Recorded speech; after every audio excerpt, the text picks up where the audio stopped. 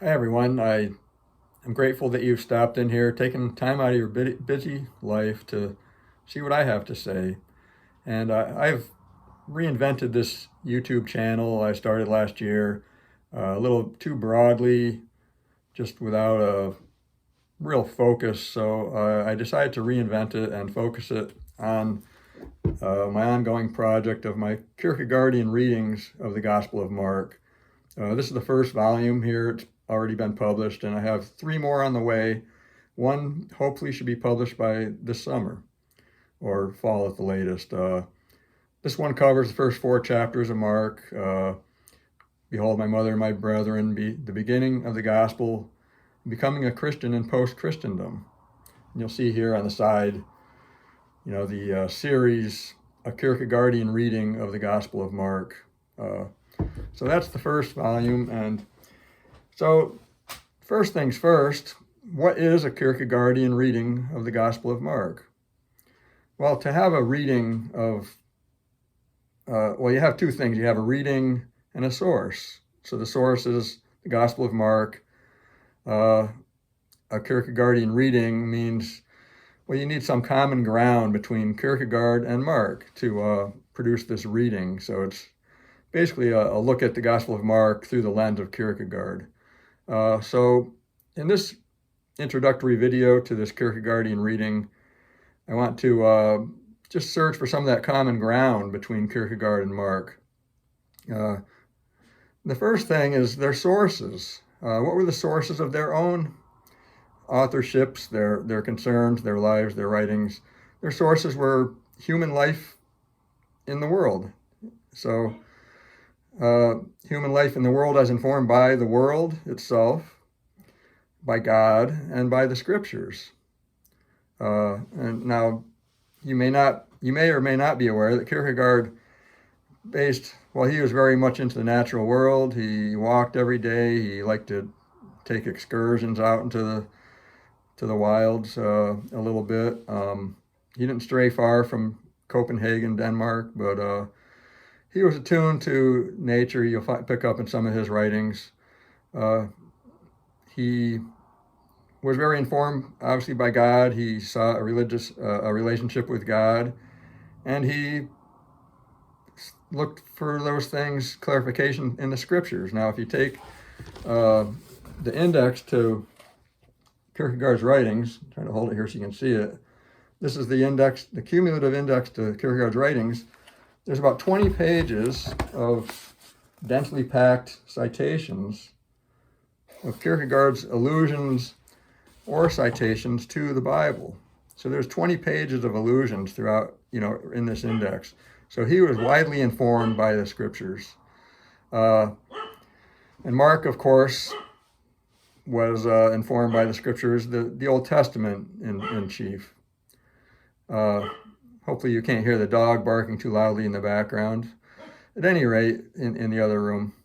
So what were another more common ground for Kierkegaard and Mark? Their range of interest. Now I'm going to use Kierkegaard's categories of life to say that they both had this range of interest, which was the aesthetic, the ethical, and the religious spheres of life. That pretty much is a comprehensive view of life in these three spheres of life: the aesthetic, the ethical, and the religious. And we'll get into all that more. What was their method? They had a common method.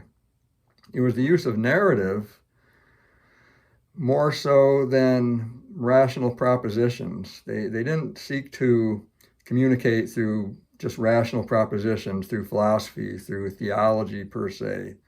They used narrative. So that leads us to their muse. What was they were authors, they were writers, they were artistic.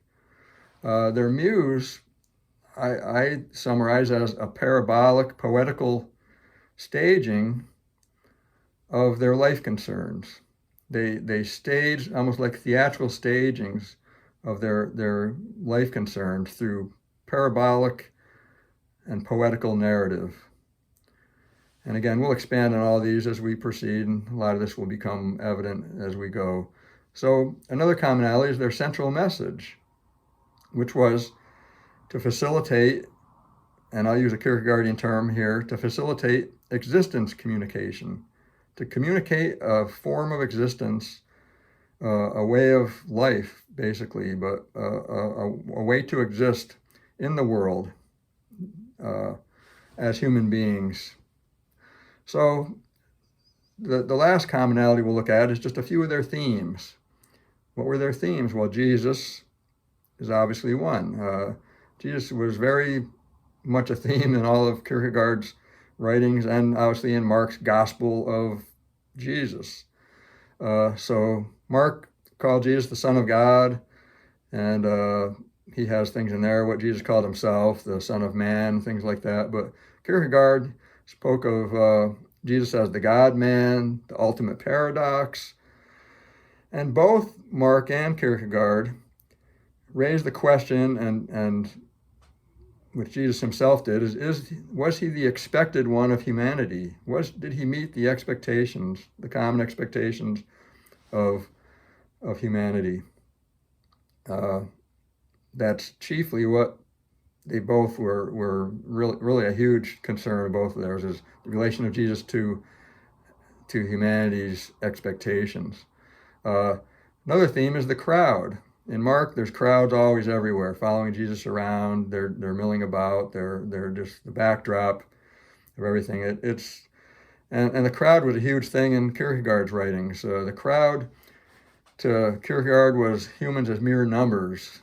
The numeric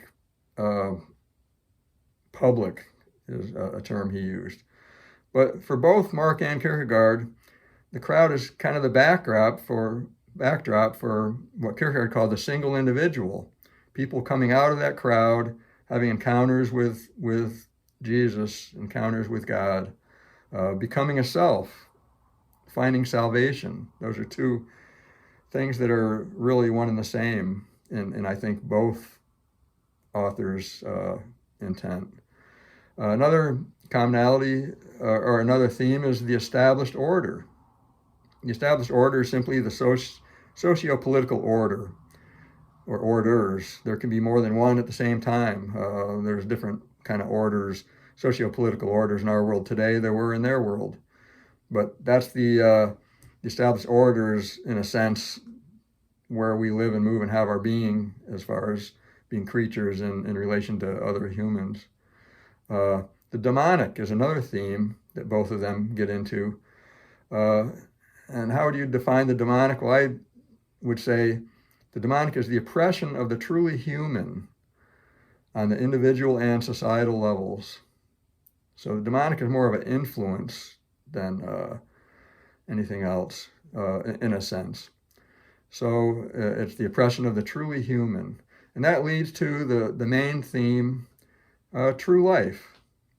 True life, this was their main aim and goal. This existence communication was to communicate true life in relation to God, oneself, others, the established order, and all of those in relation to those spheres of life, the aesthetic, the ethical, and the religious spheres of life.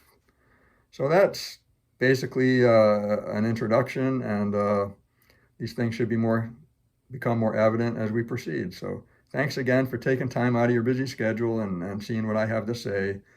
I hope that we're all seeking for understanding of what is this life, this place in which Heidegger said we're thrown.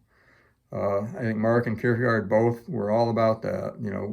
How do we navigate these waters? Kierkegaard said out over 70,000 fathoms, and we also find that Mark commonly put the disciples out in the boat, out over 70,000 fathoms of this mystery of thrownness in life in relation to this mysterious God-man. So just trying to whet your appetite a little bit, and please stop back later, like and subscribe if you will, and I appreciate your time. Thank you.